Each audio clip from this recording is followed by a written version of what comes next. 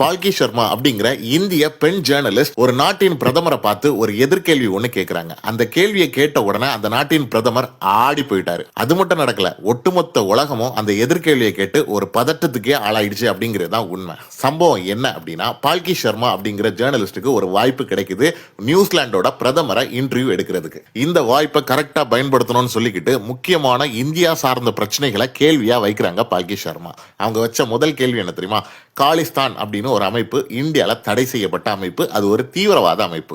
அவங்களோட கொள்கை என்னன்னா, பஞ்சாப் அப்படிங்கிற மாநிலத்தை துண்டா உடைச்சு அவங்களுக்கு தனி நாடா கொடுத்துடணுமா, அதுக்கும் இந்தியாவுக்கும் சம்பந்தமே கிடையாது அப்படின்னு பிரிவினை பேசக்கூடிய ஒரு இயக்கமா காலிஸ்தான் இருக்குது.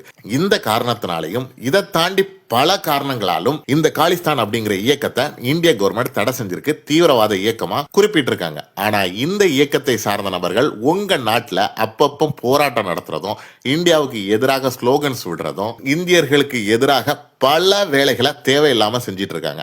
ஆனா நீங்க எதுவுமே கண்டுக்காம ஏன் மௌனம் காக்குறீங்க அப்படின்னு ஒரு கேள்வியை எழுப்புறாங்க. இந்த கேள்விக்கு அந்த நாட்டோட பிரதமர் என்ன பதில் சொல்ல போறாரு அப்படிங்கிறது பால்கி சர்மாவுக்கு ரொம்ப தெளிவா தெரியும்.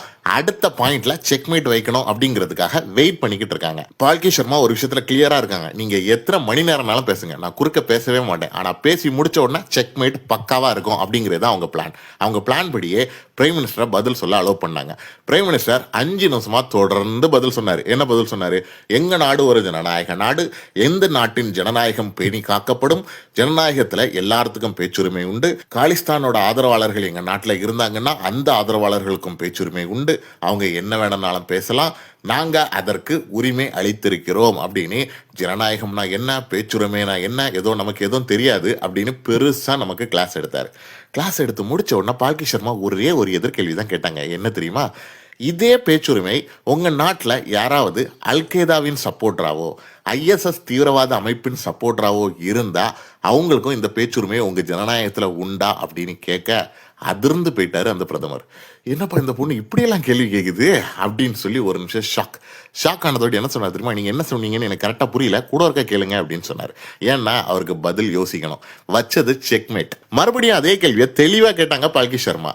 இந்த பேச்சுரிமை அப்படிங்கிறது காலிஸ்தானின் ஆதரவாளர்களுக்கு மட்டுமா, இல்லைன்னா ISIS தீவிரவாதியின் ஆதரவாளர்கள், அல்கைதா தீவிரவாதியின் ஆதரவாளர்கள் அவங்களுக்கும் இதே பேச்சுரிமை உங்க நாட்டில் கொடுக்கப்படுமா அப்படின்னு மறுபடியும் அந்த கேள்வியை வைக்க அவர் வேற வழி இல்லாம பழைய பதில மாத்தி பேச ஆரம்பிச்சார். எப்படி சொன்னார்னா, எங்க நாடு ஜனநாயக நாடு, ஆனா ஜனநாயக நாட்டுல இஷ்டமேனிகெல்லாம் பேசக்கூடாது, உங்க பேச்சுரிமைங்கிறது சட்டத்தின் உட்பட்டு இருக்க வேண்டும், சட்டத்தை மீறி உங்க பேச்சுரிமை போகக்கூடாது அப்படின்னு ஒரு மாற்றி பேசினார். உலகம் முன்னாடி இந்த பேச்சு மிகப்பெரிய ஒரு அதிர்வலையை ஏற்படுத்திச்சு.